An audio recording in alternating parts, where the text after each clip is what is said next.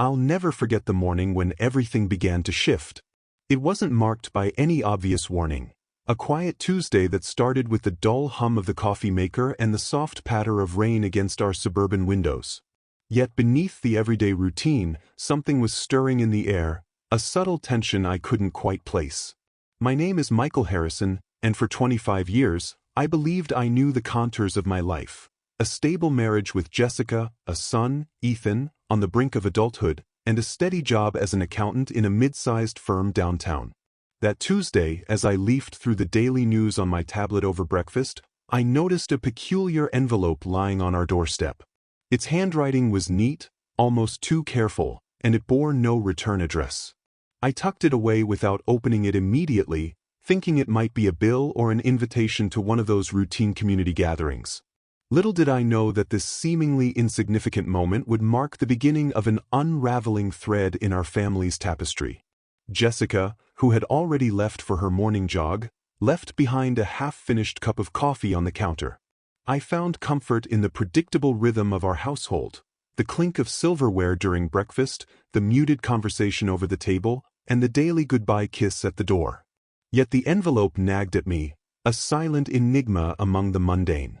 I carried it to my office later that morning, stashing it in a drawer, unable to shake off the nagging thought that something was amiss. At work, the day trudged along with routine meetings and spreadsheets. I tried to focus on the numbers, but the envelope kept resurfacing in my mind. It was as if it contained a secret I was too scared or too curious to uncover. In the midst of balancing columns and reconciling accounts, I found myself replaying the morning in my head, wondering if I had missed a clue. I didn't mention it to anyone. In our everyday lives, secrets rarely announce themselves in bold, screaming letters. They whisper, hidden in ordinary moments. That evening, when I returned home, the house seemed to breathe a quiet calm. Ethan was sprawled on the living room floor, absorbed in a thick textbook for his upcoming college finals. Jessica, now back from her jog and showered in the fading light of dusk, smiled as she greeted me. We sat down for dinner, exchanging small talk about our day. I offered a casual, "Anything unusual happened today?" and she simply shook her head, as if dismissing any need for discussion. There was no mention of that mysterious envelope. After dinner, I retreated to my study with the envelope still securely stowed in my briefcase. I sat at my desk, staring at it. Its presence was an anomaly in a life that had been anything but extraordinary. I felt a vague foreboding, an intuition that what I had thought was normal might be more fragile than it appeared. Without overthinking, I set the envelope aside and turned my attention to some late work. The following days passed in an odd mixture of routine and distraction. I began to notice little things, subtle changes in Jessica's schedule, slight delays in her morning departures, and the soft hum of whispered conversations on her phone, always when I wasn't around. I dismissed them as coincidences, the natural ebb and flow of a busy life. After all, we all had our secrets, our private moments. I never suspected that what I was beginning to sense could point to something deeper, something that would shatter the illusion of our perfect life.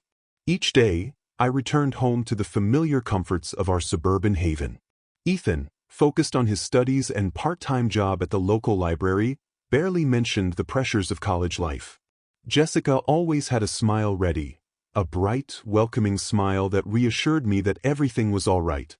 And yet, behind that smile, I felt a subtle shift, like a crack in the foundation of our shared world. I wondered if the envelope was a sign of something to come, a quiet harbinger of events that would soon upend everything I held dear. As the week wore on, I started keeping a journal, jotting down every odd detail I noticed.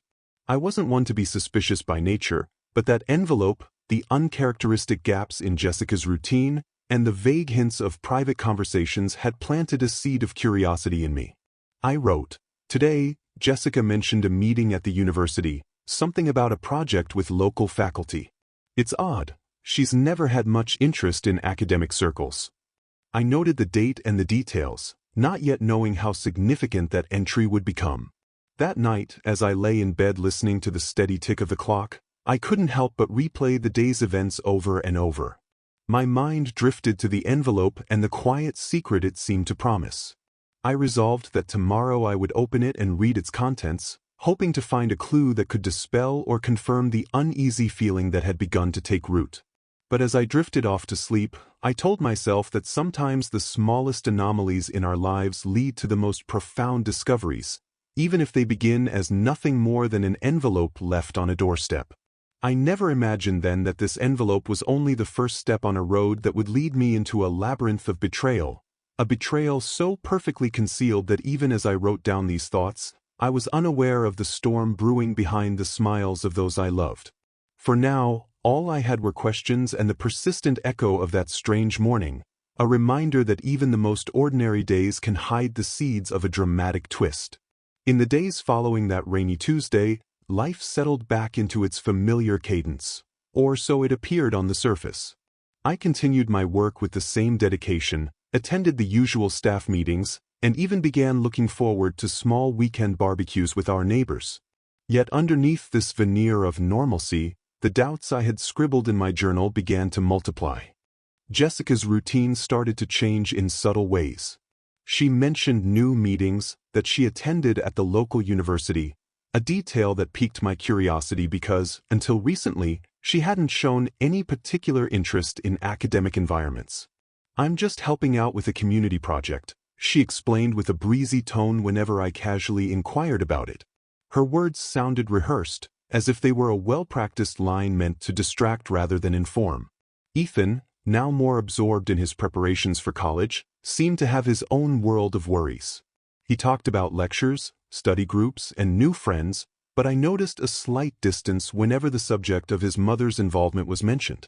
It wasn't overtly strange, but it was enough to leave me with an inexplicable unease. I brushed it off, blaming it on the normal tensions that arise as children prepare to leave home for college. Late one evening, while reviewing some financial reports at home, I heard a faint conversation coming from the hallway. I paused and listened, soft, measured voices that I couldn't quite decipher.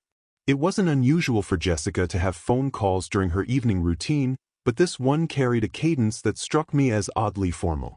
I didn't confront her that night. I merely made a mental note, filing it away among the other small details that didn't add up.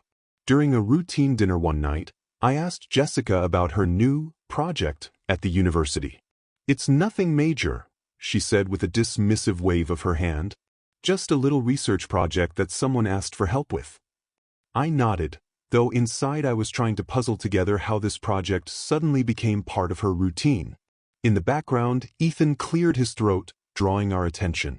He mentioned an upcoming campus event, his voice tinged with the excitement of someone on the brink of a new chapter. I felt a pang of nostalgia mixed with the gentle sting of envy, nostalgia for the simplicity of days past and envy of the freedom that college represented. Yet, even in those fleeting moments, I found myself fixated on the peculiar intersections of our lives. The university had always been an institution of learning and growth, a symbol of opportunity for young minds. But now, it seemed to have crept into the intimate fabric of my own home. Jessica's involvement with the university, though casually dismissed, began to paint a picture that was slowly but undeniably unsettling. I started looking up the names of some of the faculty involved in community projects, trying to connect the dots. One name in particular appeared repeatedly: Professor Andrew Carter. His name surfaced in conversation, on brochures, and in the brief details Jessica would share when pressed. I made a note of it, but I wasn't ready to jump to conclusions yet. As the days turned into weeks, the small details began to form a mosaic of ambiguity. I found an unfamiliar receipt tucked away in one of Jessica's purse pockets, a receipt from a coffee shop near the university, dated on a day when she claimed she was working on her project. I let it slide, rationalizing that perhaps she had simply stopped by for a break. I kept these discrepancies to myself, recording them in my journal as if I were an investigator piecing together a mystery. The tone of these entries was matter-of-fact, devoid of the emotional overtones I usually attributed to matters of the heart. I was determined to remain objective, to note every odd occurrence without letting my own feelings color the facts. Every day, I felt the subtle weight of unspoken questions. I avoided jumping to conclusions, even as a quiet suspicion took root. I couldn't help but wonder if I was missing something, if the envelope and the scattered hints were part of a larger puzzle that I had yet to understand. Despite these nagging doubts, I maintained a facade of normalcy at home, engaging in casual conversation over dinner, laughing at old jokes, and planning family outings for the coming weekend. But as I lay awake in the dark, the voice of that mysterious envelope echoed in my mind. It was as if every quiet moment was laced with the possibility of discovery, a discovery that could change everything. I resolved once more to approach these anomalies not with panic or rage, but with careful, deliberate inquiry. I wouldn't let my emotions dictate my actions. Instead, I would gather the facts as they unfolded. Looking back now, I realize how easy it was to dismiss those early warnings as mere coincidences. At the time, I told myself that everything was normal, that life simply had its ups and downs.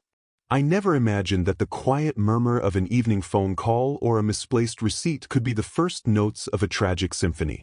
And yet, here I was, on the cusp of a truth that would shatter the life I thought I knew.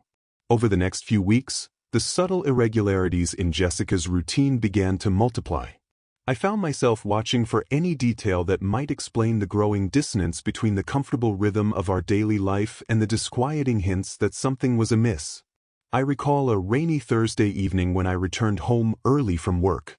I expected the house to be quiet as usual, but instead, I was met with hushed voices in the living room. I froze in the doorway, trying to discern the conversation without intruding. The voices belonged to Jessica and a man whose tone was calm and measured, a man I later learned was Professor Andrew Carter. I noted every detail, the low murmur of their conversation, Jessica's occasional nervous laugh, and a sound in the background that hinted at a closeness I had never before witnessed between us. During the following days, I began to compile a collection of small anomalies. There was a series of receipts from coffee shops near the university, some texts that arrived at odd hours, and a schedule of appointments that Jessica casually referred to as meetings. One afternoon, I found an email on her computer account, left open on a shared tablet, mentioning an upcoming event at the university where Andrew was coordinating a special lecture. I saved a copy of the message, not understanding at the time what significance it might hold. My journal, which I kept meticulously, began to fill with entries such as, Jessica mentioned a meeting with Professor Andrew, never did before. She's keeping details vague. I refrained from jumping to conclusions, instead opting to gather more evidence to see if these coincidences formed a pattern. I arranged to meet an old friend at a local diner, a man named Robert who worked in publishing and had connections in academic circles. Over a cup of coffee, I casually asked about Professor Andrew Carter. Robert described him as a reserved yet charismatic figure, known on campus for his research and strict professional demeanor. Hearing this description, I couldn't help but compare it with the secretive snippets I had overheard. There was a growing gap between what Jessica had told me and what the circumstances suggested. I began to suspect that these meetings weren't about a community project at all. Every time Jessica mentioned her university project, I watched her eyes flicker, her tone shift ever so slightly. I started timing her departures and returns, noting that on days when she claimed to be on campus, there was an unaccounted-for gap in our usual routine. Meanwhile, Ethan's remarks about campus events became a background reminder that the university was slowly seeping into our personal life. I resisted the urge to confront her immediately, choosing instead to remain methodical. I believed that a clear picture of the truth would eventually emerge if I kept documenting these small irregularities. One particular evening stands out. I was working late in my home office when I heard a door click in the hallway. I paused, heart steady but alert, and listened.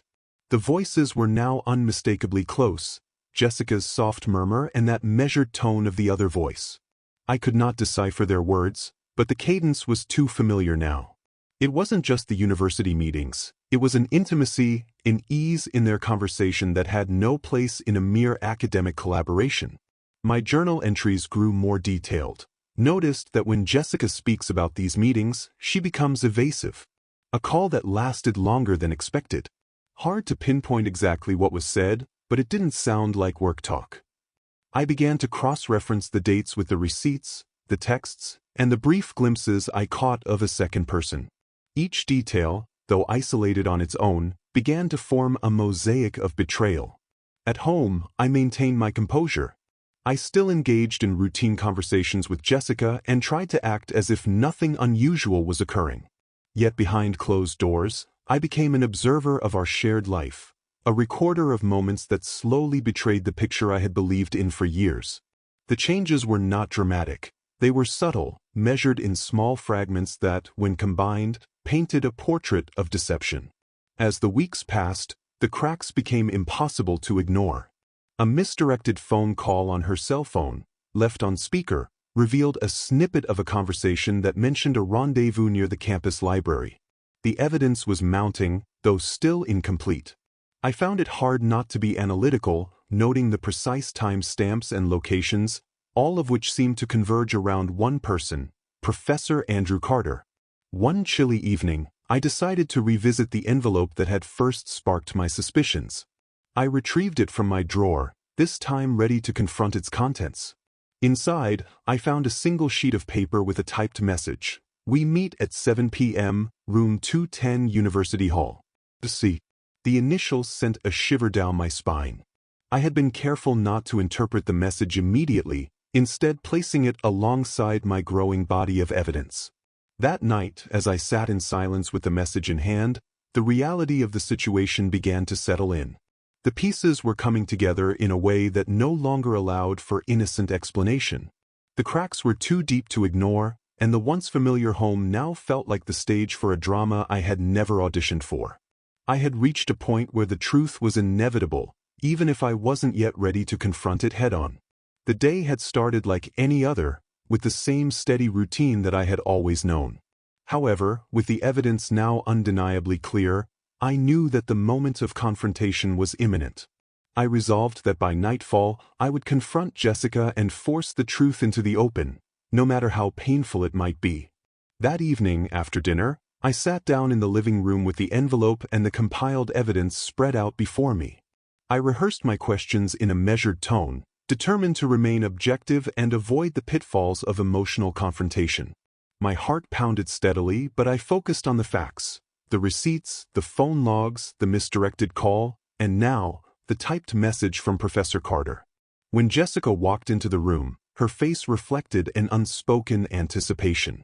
I set aside the envelope and began calmly, "Jessica, we need to talk about your meetings at the university." My voice was steady, devoid of the fury I had been harboring, though each word was laden with the weight of accumulated evidence. Her eyes flickered for a moment, a reaction that didn't go unnoticed. "I told you it's just a project," she replied, her tone measured. But I wasn't satisfied with the simple dismissal. I pointed to the message. "What is this, Jessica?" "A meeting arranged by someone with the initials AC." Silence fell over the room. For a moment, the only sound was the faint hum of the refrigerator and the steady ticking of the clock. Jessica's gaze shifted to the paper, her face betraying nothing. I pressed on. "I've seen the receipts, the texts, everything points to something more than a harmless project. Explain this to me." Her response was slow and deliberate. "Michael, you're overreacting. It's not what you think." But I was relentless, citing each piece of evidence in turn. The conversation became a series of measured questions and terse answers. I recalled every detail I had recorded, every anomaly that now painted a complete picture. With each question, her answers grew more strained. I could see the careful construction of a lie beginning to crumble under the weight of undeniable facts. After a long pause, she finally admitted, "Yes, I've been meeting with Professor Andrew Carter." Her voice was low, almost devoid of the justification I expected. "It started with the project. Andrew approached me, and before I knew it, things just progressed." The admission was blunt, stripped of any elaborate explanation or remorse. It was simply a statement of fact. I listened, each word etching itself into the finality of our shared history. I recalled the many quiet evenings, the careful avoidance of direct answers, and now the truth laid bare. I asked, "When did this begin?"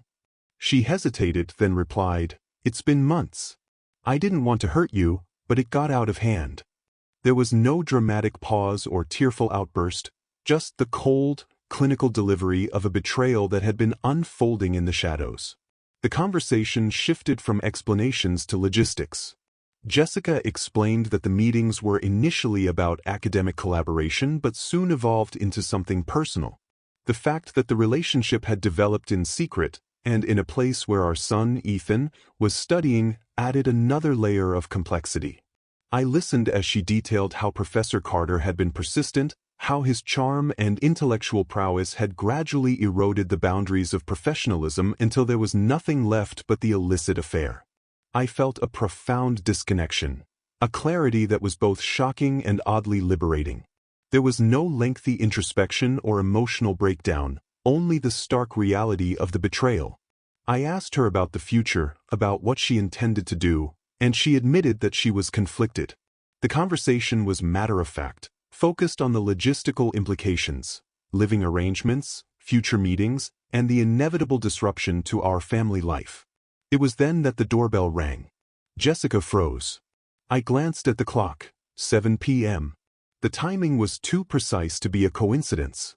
I walked to the door and opened it to find Professor Andrew Carter standing there, briefcase in hand, his expression unreadable. In that moment, all the pieces aligned. The man who had been the secret center of Jessica's new world now stood in our threshold. The air was heavy with unspoken implications. Without preamble, Andrew stepped inside. The tension was palpable as I stood there, the evidence of months of deception now embodied in a single, calm presence. Andrew greeted me with a polite nod, his eyes briefly meeting mine before he addressed Jessica. The conversation that followed was curt, an exchange of pleasantries that belied the gravity of the situation. There were no excuses, no further denials. The room had become a stage for the confrontation of truth, and every gesture carried the weight of what had already been revealed. After Andrew left as abruptly as he had arrived, Jessica and I sat in silence for what felt like an eternity.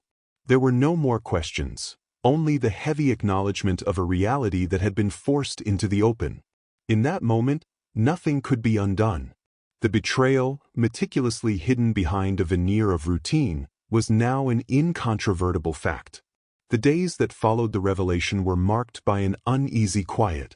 Our home, once a sanctuary of routine and familiarity, had turned into a battleground of unspoken truths and cautious steps. I returned to work, maintained the appearance of normalcy, and kept up with my daily routines, but nothing was the same. Every familiar corner of our house, every shared glance with Jessica, now carried the weight of our unraveled lives. I had not sought a dramatic confrontation or an explosive emotional outburst. Instead, I methodically began the process of untangling the logistics of our lives. I separated the tangible evidence from the personal memories, categorizing each detail with a clinical precision that belied the heartache beneath. Our discussions, though initially terse and pragmatic, eventually gave way to a series of conversations about how to move forward. One afternoon, as I sat at my desk in the study, I drafted a plan for the coming weeks. It involved not only addressing the betrayal but also safeguarding the stability of our son, Ethan, who was unaware of the full extent of the situation. I arranged meetings with a lawyer, discussing the implications of separation and custody, and I reached out to a close friend for support, someone who could help me navigate this new reality without the weight of unnecessary drama. Jessica, too, began to take steps toward her own resolution. In our shared conversations, we discussed the possibility of counseling, though not to mend what was lost, but rather to negotiate a path forward that would allow both of us to rebuild our lives independently. There was a calm acceptance in her voice when she talked about the future, as if she had long prepared for this moment of reckoning. We agreed to maintain civility for Ethan's sake, prioritizing his well-being above our personal grievances. The community around us, once oblivious to the undercurrents of our family life, began to sense the tension. Friends and neighbors offered support, sometimes in the form of quiet check-ins or invitations to join them for dinner. I appreciated these gestures even as I remained guarded, not yet ready to let down my defenses completely. Each day was a careful balancing act between the remnants of the past and the uncertain promise of a future unburdened by secrets. There were moments when I wandered through the now silent halls of our home and recalled the life we had built, a life punctuated by shared laughter, small celebrations, and even the mundane comfort of a routine. Now, those memories were interwoven with the stark reality of betrayal. I began to sort through our belongings, separating joint assets from personal ones, a task that felt less like a betrayal and more like reclaiming my own identity. I focused on the tangible, methodical details of planning a future that, while painful in its inception, held the promise of renewal. As the weeks turned into months, the initial shock slowly gave way to a measured acceptance. I made a deliberate effort to compartmentalize the events, the factual details of the betrayal, the carefully documented evidence, and the conversations that followed, so that I could begin to look forward without being paralyzed by what had happened. There were no dramatic catharses, no tearful confessions of regret. Instead, there was a quiet understanding that some truths, once revealed, irrevocably alter the course of one's life. I also began to rebuild connections outside our troubled household. I took up jogging again, started reading books that had long gathered dust on my shelf, and reconnected with colleagues and friends who had been sidelined by the intensity of my private struggles. The simple act of stepping outside and engaging with the world again served as a reminder that life continued beyond the confines of betrayal. I was slowly learning to trust the process of moving on, even if the road ahead was uncertain. One of the most challenging aspects was explaining the situation to Ethan. I chose to be honest yet measured, avoiding graphic details and instead focusing on the practical implications. I told him that sometimes grown-ups make choices that have complicated consequences, and that we would work together to ensure his stability. His quiet acceptance and resilience were a constant reminder that, despite the upheaval, life had to go on. In the end, what remained was not a dramatic showdown or an explosion of pent-up emotions, but rather a series of quiet, deliberate steps toward a new beginning. I learned that betrayal does not always come with a roar. Sometimes it seeps into your life with the slow inevitability of a tide. And in its wake, all that is left is the task of piecing together a future from the fragments of the past. Today, as I look back on the events that reshaped my life, I see them not as moments of weakness or failure, but as a turning point. The meticulous gathering of evidence, the calm confrontation, and the steady work of moving forward have given me a sense of control over a situation that once felt overwhelmingly out of my hands. I am not the same man I was before, changed by betrayal, yes, but also tempered by the strength that comes from facing uncomfortable truths head-on. In accepting the reality of Jessica's choices and Professor Carter's involvement, I have reclaimed a measure of my own life. The path ahead remains uncertain, but I now walk it with a clear-eyed understanding that some chapters, however painful, must close so that new ones can begin. In the months that followed the shattering revelation, I found myself wandering through a landscape of memories and muted hopes, a place where the remnants of betrayal coexisted with the fragile promise of renewal. The initial shock of discovering Jessica's affair with Professor Carter had long subsided, replaced by an introspective silence that echoed through empty rooms and quiet mornings. Each day was a measured step toward reclaiming a part of myself that had been lost amid shattered trust. I began to chart my progress in a new journal, one that wasn't solely a record of evidence or grievances but a chronicle of survival and rediscovery. I wrote about the simple act of waking up without the burden of suspicion, of taking a walk in the early morning light without the constant hum of unresolved questions. The process was neither linear nor devoid of setbacks. There were days when the memories crashed back unexpectedly, a misplaced scent, a familiar phrase, or the silence left after a phone call, and I would feel the old ache. Yet, gradually I started to understand that healing was not about erasing the past but about forging a future from its fractured pieces. My daily routine evolved, taking on a rhythm that was both therapeutic and liberating. I re-engaged with old hobbies. Jogging became my meditation, and reading, once a pastime abandoned in the chaos, was now a refuge. I even revisited the park where I used to run, allowing the fresh air and steady pace to remind me that life continued relentlessly beyond the confines of heartache. In those moments, I sensed the slow, imperceptible rebuilding of trust in myself, a trust that had been undermined by the calculated secrecy of Jessica's double life. Social interactions, initially tainted by a pervasive wariness, began to reclaim their former warmth. Friends and colleagues, who had watched my gradual transformation from the periphery, offered quiet support and shared moments of genuine connection.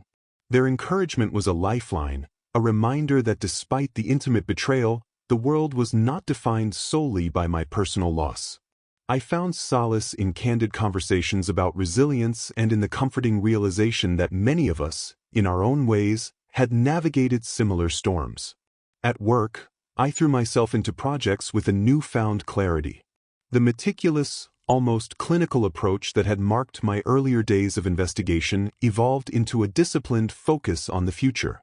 The spreadsheets and meetings took on a new significance, each task a small victory over the chaos of the past.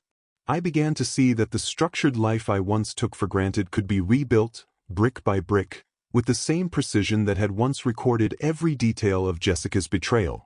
Yet, amid the steady march forward, I could not ignore the quiet lessons that betrayal had forced upon me. I learned that life, in its unpredictable cruelty, often presents us with opportunities to redefine ourselves. I began to appreciate the strength that had emerged from my vulnerability, the resilience that allowed me to face each day without bitterness. Instead of dwelling on the missteps of others, I turned my focus inward, seeking to understand the man I was becoming in the aftermath of a profound loss. One crisp autumn evening, as the sun dipped below the horizon in a blaze of orange and purple, I sat on my back porch and allowed myself a moment of reflection. I realized that the pain, as raw as it had once been, was slowly transforming into a quiet determination, a resolve to live authentically and without fear of the imperfections that make us human. The betrayal, while devastating, had stripped away the facades that I had built over years of complacency. In its place emerged an unvarnished truth, that the journey towards self-acceptance and genuine happiness was paved not with denial, but with the courageous act of facing one's own fragility.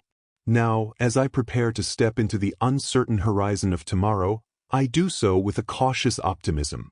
The ruins of my former life have not been erased. They serve as a testament to the trials I endured and the lessons I learned.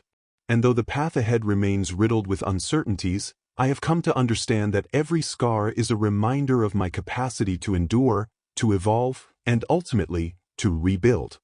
And I had just stepped into a game that was much bigger than I ever realized. And that's the end of today's story. If you enjoyed this journey, please give this video a thumbs up and don't forget to subscribe to the channel for more incredible stories like this one. Got thoughts or experiences you'd like to share? Drop them in the comments. I'd love to hear from you. Thanks for watching, and I'll see you in the next one. Take care.